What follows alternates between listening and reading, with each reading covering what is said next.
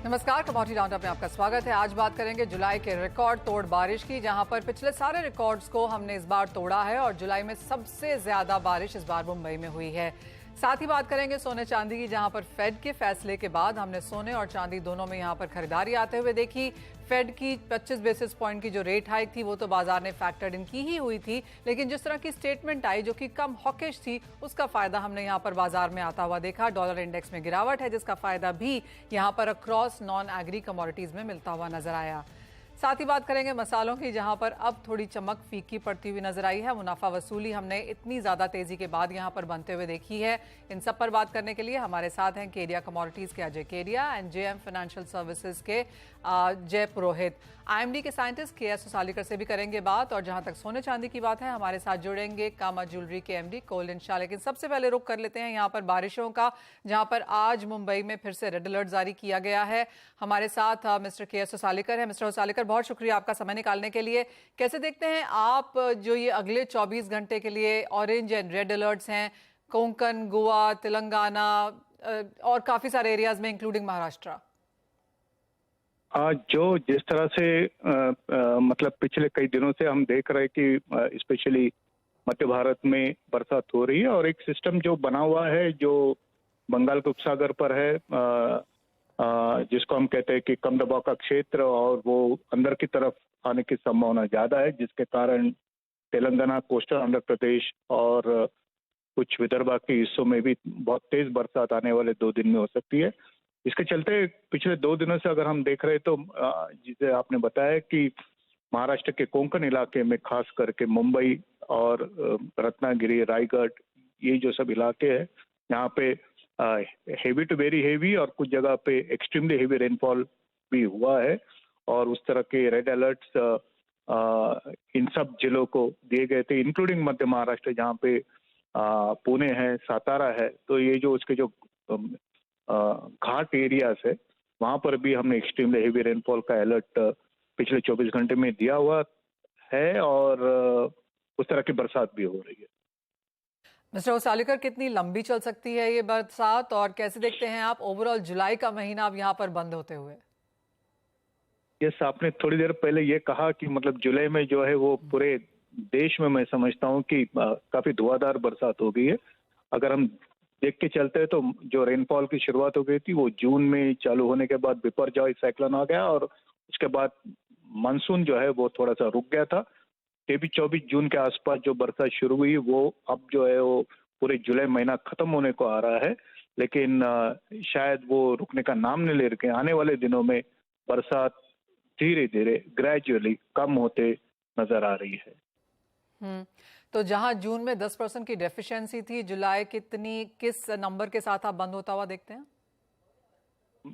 Already मतलब normal के range में तो है पूरे देश में, मतलब मोर देन 100% रेनफॉल ऑलरेडी है, लेकिन अभी भी कुछ इलाके हैं जहां पर मैं समझता हूं कि एक अच्छी बरसात की जो है वो अभी भी जरूरत है, मैं समझता हूं। मिस्टर उसालीकर, जैसे आपने कहा कि आने वाले कुछ दिनों में हम बरसात यहाँ पर कम होता हुआ देख पाएंगे, बाजार को ये भी लगता है कि जैसे ही अगस्त यहाँ पर आएगा एल नीनो का इम्पैक्ट भी आता हुआ नजर आएगा, तो जो हम जुलाई में देख चुके हैं उसी से खुश रहना चाहिए अभी? मैं समझता हूँ कि क्योंकि इतनी बड़ी बरसात के बाद जो सिस्टम है मानसून के, वो कुछ मॉडल इस तरह से बता रहे हैं कि शायद अगस्त महीने के कुछ दिन ऐसे रहेंगे जहाँ पे शायद बरसात कम होने की संभावना भी है। लेकिन मेरे ख्याल से जितना हमारे पास अब रेनफॉल का बैंक बैलेंस है, मैं समझता हूँ कि we should be able to sustain it. और फाइनल सवाल, एल निनो को लेकर यहाँ पर कुछ और डेवलपमेंट्स हैं, कुछ और लेटेस्ट रिपोर्ट्स हैं जो आप हमारे साथ शेयर कर पाएं?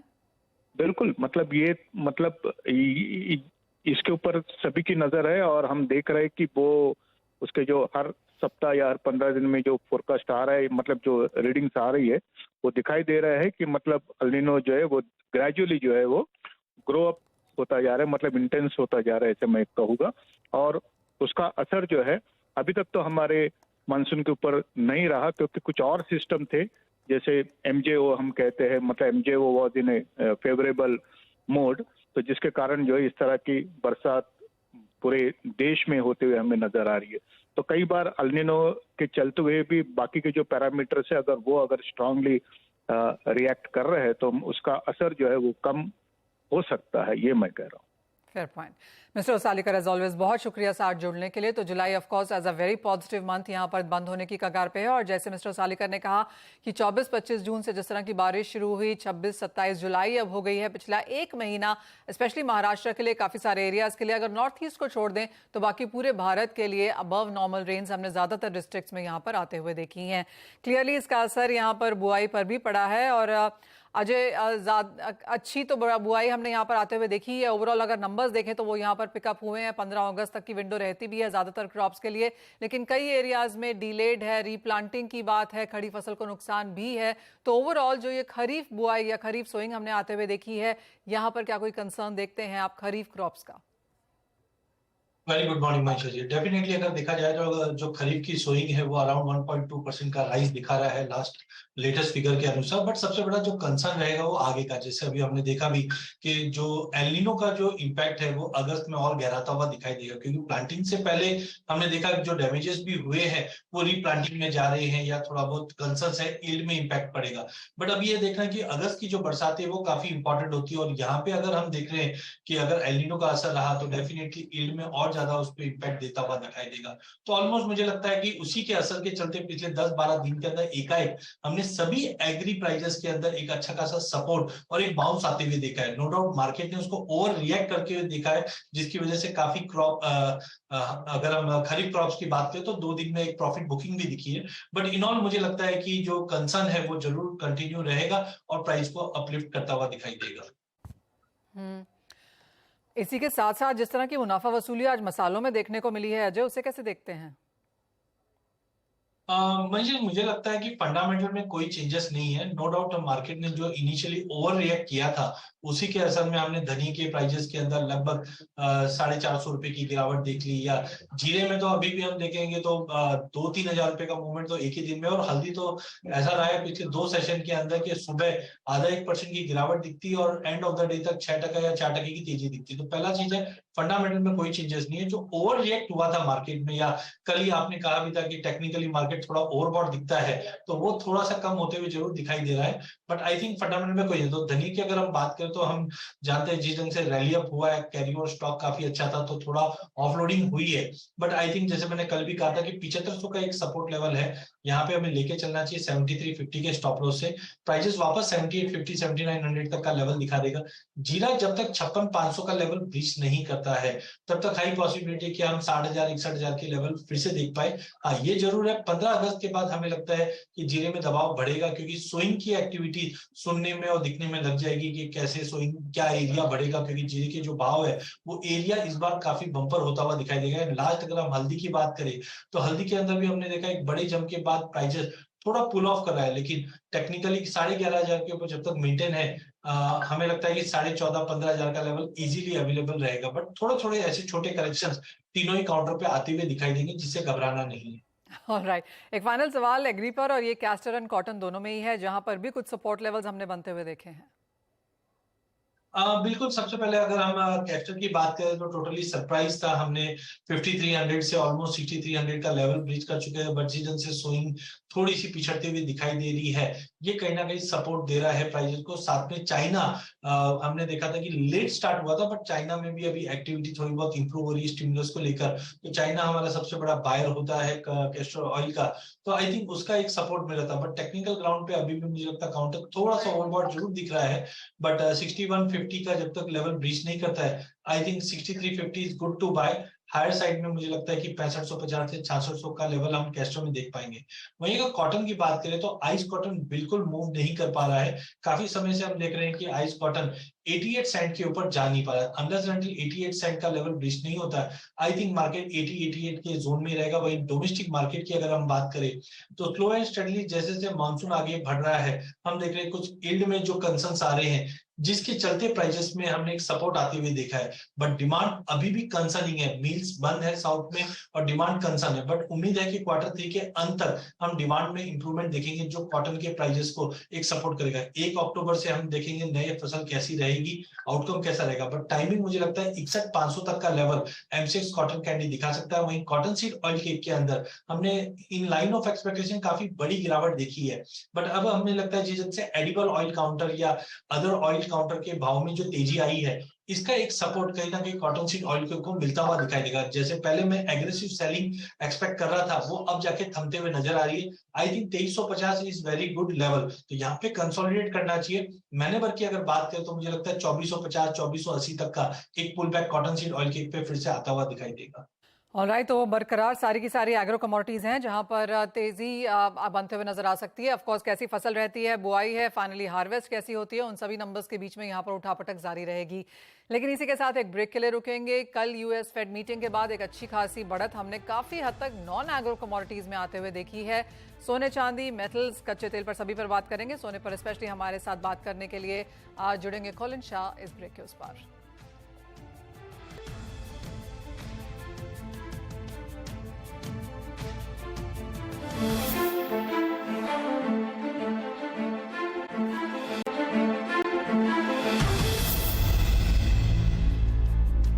बात अब सोने की करते हैं, जहां पर एक अच्छा रिएक्शन हमने आता हुआ देखा है। यूएस फेड की मीटिंग के बाद 25 बेसिस पॉइंट फैक्टर्ड इन था और लेस हॉकिश स्टेटमेंट, डॉलर में जो गिरावट देखने को मिली है 100 के नीचे, उसका पूरा फायदा यहां पर सोने चांदी ने उठाया। 1975 के लेवल्स आपकी स्क्रीन पर, और तेजी के साथ यहां पर चांदी में भी कारोबार है, जहां पर $25 प्रति आउंस के लेवल्स वापस आ चुके हैं। हमारे साथ कामा ज्वेलर्स के कॉलिन शाह जुड़े हैं। कॉलिन नमस्कार, कैसे देखते हैं आप यूएस फेड की स्टेटमेंट्स और जो रिएक्शन हमने आता हुआ देखा है उसे? जो रिएक्शन जैसे आप भी देख रहे हो पॉजिटिव ही रहा है। सोने में अगर ये साल देखेंगे तो लगभग 8 से 9% बढ़त हुई है, अगर दिसंबर से जुलाई का लेवल देखे तो। और लग रहा है कि second half of the year neutral से पॉजिटिव ही रहेगा। शायद जितना बढ़ावा देखा लास्ट 6 महीने में उतना नहीं होगा, but in the short to long term say the next 6 to 18 months upside काफी लग रही है ऐसे। अभी आज की तारीख में जो अब पीक था 4 मई को 2085, वहां से तो अभी ड्रॉप ही है। But I think coming Diwali and जैसे सीजन चालू होगी ये और स्ट्रांग होता रहेगा। एब्सोल्युटली। अगर जेपी मॉर्गन की रिपोर्ट अगर हम कल की शाम की पढ़ें तो उनका मानना है कि इस क्वार्टर में 2000 के लेवल्स देखने को मिल सकते हैं और अगले क्वार्टर में 2100 तक के लेवल्स भी वो रियाइट्रेट कर रहे हैं कि हमें देखने को मिलेंगे। कॉलिन, क्या इतनी ज्यादा तेजी हम इंडियन मार्केट्स में एक्सपेक्ट कर रहे हैं? इंडियन मार्केट्स में तेजी शायद नहीं एक्सपेक्ट कर रहे हैं इतनी, बिकॉज जब वैल्यू बहुत बढ़ जाता है तो वॉल्यूम ड्रॉप होता है। ओवरऑल सेल्स शायद सेम रहेगा। बट एक जो इंटरेस्टिंग चीज ग्लोबल फिनोमेना हो रहा है, इसके सारे सेंट्रल बैंक्स सोना खरीद रहे हैं। और इससे क्या है, जो फिजिकल डिलीवरी हो रही है वो बहुत बढ़ गई है लास्ट 1-2 साल में। और इससे और जेपी मॉर्गन का भी जो रिपोर्ट है वो ही बोल रहा है कि जैसे जैसे हर बैंक अपने पोर्टफोलियो में एक गोल्ड का एक इम्पोर्टेंट पार्ट बन जाएगा, तो ये बुलिश ट्रेंड ही रहेगा। और यूएस के जो फेड के भी जो आज के कमेंट्स है और जो लग रहा है, देखो आज इंटरेस्ट रेट जो 5.25 से 5.5 20 साल में ऑल टाइम हाई है, तो शायद साल के एंड तक एक और इंक्रीज आ सकता है। बट अमेरिकन इकोनॉमी जितना सोचा था कि रिसेशन में जाएगा वैसे कुछ हो नहीं रहा है। So if the economy is holding up, सोना स्ट्रांग ही रहेगा। कॉलिन, आपने कहा इंडियन मार्केट्स में भाव बढ़ जाते हैं तो हम मांग कम आती हुई देखते हैं। जिस तरह की एज ऑफ नाउ सिचुएशन है, स्पेशली विद द फैक्ट कि अगस्त से वेडिंग सीजन, फेस्टिवल सीजन यहाँ पर स्टार्ट हो जाएगा, क्या एक्सपेक्टेशंस हैं वॉल्यूम्स को लेकर अब इस साल में? फर्स्ट हाफ कैसा रहा, सेकेंड हाफ का क्या फोरकास्ट है? जैन फेब मार्च अच्छा रहा, अप्रैल में जून थोड़ा सॉफ्ट रहा। तो ओवरऑल अगर 6 महीना देखोगे तो आई थिंक वॉल्यूम्स में शायद 5 to 10% नेगेटिव रहेगा। बट रेट बढ़ गया और रुपी स्टडी रहा, तो ओवरऑल से सबके sales I would say maintain हो गए। बट गोइंग इनटू सीजन लग रहा है कि जुलाई, अगस्त, सितंबर जो अगला क्वार्टर है वो शायद थोड़ा सॉफ्ट ही रहेगा। बट अक्टूबर टू मार्च जो हमारे मेन 6 महीने हैं सीजन के, वो स्ट्रांग रहेंगे। वरी खाली एक ही है कि बहुत सारे बड़े स्टेट्स में इलेक्शंस है और उसके कारण क्या इम्पैक्ट आ सकता है, पॉजिटिव के नेगेटिव, वो टाइम विल टेल और हर स्टेट में डिफर होता है। बट ओवरऑल लग रहा है कि सीजन ये साल इतना ही वॉल्यूम रहेगा जितना लास्ट ईयर था। ऑलराइट, तो ये यहाँ पर फिलहाल सोने में हम आता हुआ एज ऑफ नाउ देखेंगे। राज, आप कैसे देखते हैं गोल्ड के प्राइसेस आगे जाते हुए? क्या इन करंट लेवल्स पे बाइंग की अपॉर्चुनिटी है?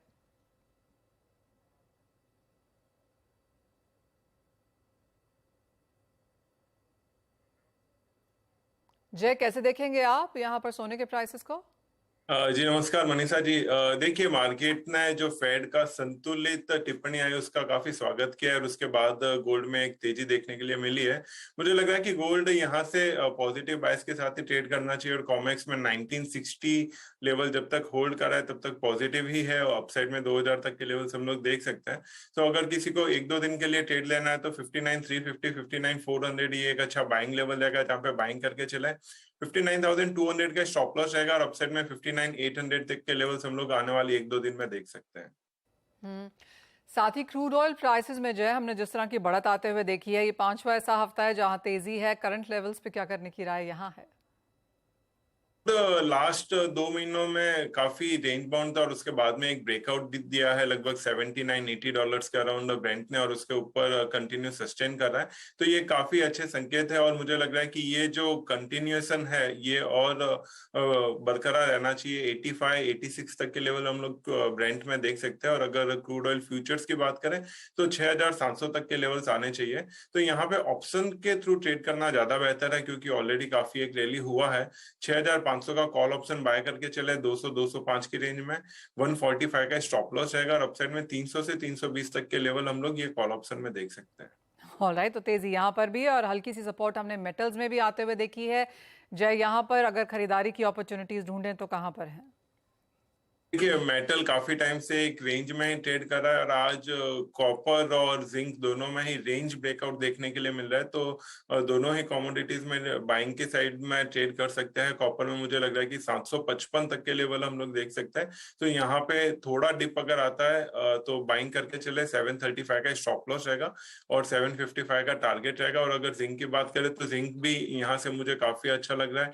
228 से 230 तक के लेवल्स हम लोग आने वाले वीक में देख सकते हैं। तो यहाँ पे बाइंग करके चले। 217 का स्टॉप लॉस रहेगा। यानी कि काफी सारी बाइंग अपॉर्चुनिटीज यहाँ पर, चाहे वो एग्रो है या नॉन एग्रो स्पेस है, बाजार में बनते हुए नजर आ रही हैं। तो खरीदारी की एक्सपेक्टेशंस आगे चलकर भी। बहुत शुक्रिया जय आपका एंड अजय आपका कार्यक्रम में जुड़ने के लिए और उन तमाम कमोडिटीज पर स्ट्रैटेजीज भी देने के लिए। मुझे भी दीजिए इजाजत। एक ब्रेक के बाद लेकर आएंगे इक्विटी मार्केट्स की तरफ पूरा एक्शन।